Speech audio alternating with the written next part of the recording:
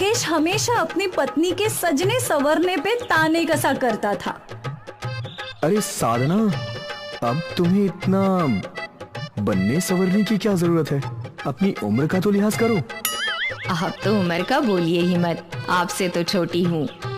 अच्छा, कम से कम अपने सफेद बालों का तो सोच लो। तुम भले ही कितने भी अच्छे कपड़े पहन लो, मेकअप कर लो, फिर भी तुम बुढ़ी की बुढ़ी ही दिखोगी। हाँ, बूढ़ी तो मैं हूँ, पर अगर थोड़ी सज लूँ तो उसमें आपका क्या बिगड़ जाएगा? अच्छा साधना, मेरा कुछ नहीं जाएगा, पर अगर तुम सजना संवरना बंद कर दो तो मेरा बहुत कुछ बदल जाएगा। तुम्हारा मेकअप का खर्च, कपड़ों का खर्च, गहने वगैरह। तो अब आप मेरा खर्चा गिनने भी लगे? सोच रहा हूँ अगर तुमने सजने संवरने में खर्च नहीं किया तो कम से कम मैं एक घर और खरीद ही लेता। घर खरीद के क्या करते? और क्या, दूसरी शादी। तभी दरवाजे पे खटखट हुई और एक औरत उनके घर आई। जी बोलिए, आपको किससे मिलना है? अरे साधना, मैं जमुना हूँ, तूने मुझे पहचाना नहीं? अरे तू इतनी जवान कैसे हो गई? तेरे बाल तो मुझसे भी ज्यादा सफेद थे ना? हाँ, पर मैंने आज ही उम्र घटाने वाली चाय पी है और देख, मेरी तो काया ही बदल गई। क्या? उम्र घटाने वाली चाय? हाँ, हमारे गांव में एक औरत ने एक चाय का ठेला खोला है। वो उम्र घटाने वाली चाय बनाती है, जिससे पीते ही बूढ़े लोगों की उम्र घट जाती है। मैंने और मेरे पति दोनों ने वो चाय पी ली और देखो, हमारी उम्र घट गई। वाह, ये तो गजब है। साधना और मुकेश का बेटा ये सब सुन रहा था। क्योंकि आपकी उम्र तो घट गई है, पर कहीं इस चाय के कोई दुष्परिणाम हुए तो? नहीं बेटा, कोई दुष्परिणाम नहीं होंगे। बुढ़ापे से 100 तकलीफें होती है, जवानी से क्या तकलीफ होगी? मैं तो बोल रही हूँ कि तुम्हारी माँ और पापा को भी ये चाय पिलवा दो, उनकी भी सारी तकलीफें दूर हो जाएंगी। साधना और मुकेश एक दूसरे की ओर देखते हैं। आपकी क्या राय है? अगर एक चाय से मेरे घुटनों का दर्द ठीक हो जाता है तो चाय पीने में क्या हर्ज है? कोई बात नहीं। हाँ, वो भी है। चलो, हम दोनों चाय वाले के पास चलते हैं। साधना और मुकेश जमुना के साथ उस चाय वाली के पास गए। अरे बहन, ये दोनों मेरे पड़ोसी हैं। ये दोनों अपने बुढ़ापे से परेशान हैं। तुम इन दोनों को भी अपनी स्पेशल उम्र घटाने वाली चाय पिला दो। हाँ हाँ, क्यों नहीं। उस औरत ने साधना और मुकेश को एक एक ग्लास चाय दी। अब मेरी उम्र घटाने वाली चाय को एक घूंट में पी लो और देखो इसका चमत्कार। साधना और मुकेश ने वो चाय पी और तुरंत ही उनकी उम्र घट गई। उनके सफेद बाल काले हो गए। अरे वाह, ये तो चमत्कार है। धन्यवाद बहन, तुम्हारा बहुत बहुत धन्यवाद। तुमने मेरे घुटनों का दर्द ठीक कर दिया। हाँ, और मेरा भी। ये सब तो मेरी चमत्कारी चाय का कमाल है। अब तुम दोनों आराम से जियो, जाओ। साधना और मुकेश उस औरत को शुक्रिया बोलकर निकले। जब दोनों घर लौटे तो उनके बेटे रमन ने उन्हें पहचाना ही नहीं। माँ, बाबा, आप दोनों? हाँ, देख, हम लोग जवान हो गए। अब तुझे हमारे लिए दवाइयाँ खरीदने की कोई जरूरत नहीं। सबसे अच्छी बात है कि आपकी सारी बीमारियां ठीक हो गईं। हाँ बेटा, आज हम बहुत खुश हैं। उस दिन मुकेश का पूरा परिवार खुश था। अगली सुबह रमन उठा तो उसके माँ पापा अभी तक सो रहे थे।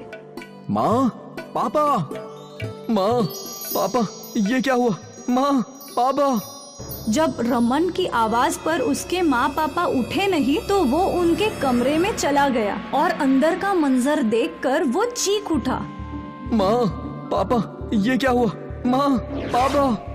उसके मम्मी पापा दोनों पत्थर बन चुके थे और वो वही खड़े रहकर रो रहा था। बगल वाले घर से भी रोने की आवाज आ रही थी। रमन वहाँ गया तो वहाँ के बुजुर्ग भी पत्थर बन चुके थे। रमन उनके भी घर देखने गया। मेरे माँ बाबा, ये दोनों भी, मेरे मम्मी पापा भी पत्थर के बन गए। उन्हें बाहर से और गांव वालों के रोने की आवाज सुनाई देने लगी। चलो बाहर चलते हैं। वो दोनों बाहर पहुँचे तो वहाँ बहुत सारे लोग रो रहे थे। क्या आप सबके बुजुर्ग भी पत्थर के बन गए हैं? हाँ, मेरी माँ, मेरे माँ बाबा दोनों। हे राम, अब हमें क्या करना चाहिए? वो उम्र घटाने वाली चाय वाली भी भाग गई है। हमें उसे पकड़कर पीटना चाहिए। उसकी वजह से आज हमारे माता पिता का ये हाल हुआ है। मुझे नहीं लगता कि वो उम्र घटाने वाली कोई मामूली औरत होगी। हम सबसे पहले सीधा बाबा के पास जाकर इस समस्या का समाधान ढूंढना चाहिए।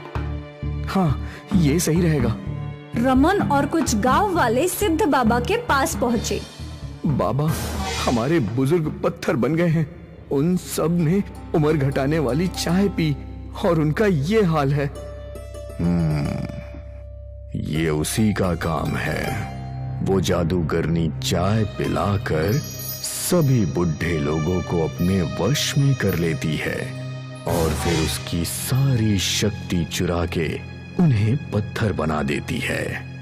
क्या? हाँ, उस बुरी जादूगरनी को बहुत सारी शक्तियां चाहिए, इसलिए वो सभी की शक्तियां छीन रही है। हमारे माँ पिता वापस कैसे ठीक हो सकते हैं बाबा? तुम्हारे माँ पिता ने अपनी मर्जी से वो चाय पी थी। अब एक ही रास्ता है। अगर वो जादूगरनी अपनी चाय पी ले तो वो भस्म हो जाएगी। मतलब हमें उस जादूगरनी को ढूंढकर जबरदस्ती वो चाय पिलानी है। जबरदस्ती नहीं, बल्कि उसे अपनी मर्जी से पीनी होगी। पर याद रहे बेटा, वो जादूगरनी ऐसा करेगी नहीं। तुम्हें अपनी युक्ति से उसे हराना होगा। मैं समझ गया बाबा, लेकिन मैं उसे ढूंढूंगा कैसे? वो तुम्हारे गांव से दक्षिण दिशा में गई है। तुम उस ओर ही प्रस्थान करो, वो तुम्हें अवश्य मिलेगी। धन्यवाद बाबा, भगवान तुम्हारी मदद करे। बाबा का आशीर्वाद लेकर गांव वाले और रमन वहाँ से निकल गए। रमन ने अपना भेष बदला। उसने अपने बालों और मूंछों को सफेद रंग दिया और दक्षिण की दिशा में निकल पड़ा। अगले कुछ दिन तक रमन एक गांव से दूसरे गांव तक चलता रहा। फिर एक दिन उसे एक पेड़ के नीचे एक चाय वाली दिखी। शायद यही वो चाय वाली होगी। रमन उसके पास गया। आइए आइए, मेरी चाय पीकर जवान हो जाइए। ये कोई आम चाय नहीं, उम्र घटाने वाली चमत्कारी चाय है, खास आप जैसे बूढ़े बुजुर्गों के लिए। एक बार आप चाय पीजिए और आपके सारे दुख दर्द खत्म हो जाएंगे। आखिर तुम मिल ही गई। रमन ने वो चाय ली और चाय की चुस्की लेने का नाटक किया। तू इतनी गंदी चाय मैंने जिंदगी में नहीं पी। चाय में कौन नमक डालता है? ऐसा हो ही नहीं सकता। मेरी चाय में नमक हो ही नहीं सकता। तो मैं क्या झूठ बोलूंगा? तुम्हें इतना यकीन है तो अपनी चाय खुद ही चक्कर देख लो। उस औरत ने चाय का एक ग्लास उठाया और बिना सोचे समझे चाय पीने लगी। औरत जादूगरनी के रूप में आ गई और उसके चाय पीते ही उसका शरीर जलने लगा और पल भर में वो खाक हो गई। अब मेरे माँ बाबा ठीक हो चुके होंगे। मैं अभी गांव लौटता हूँ। रमन अपने घर लौटा तो उसके माँ बाबा बिल्कुल ठीक थे।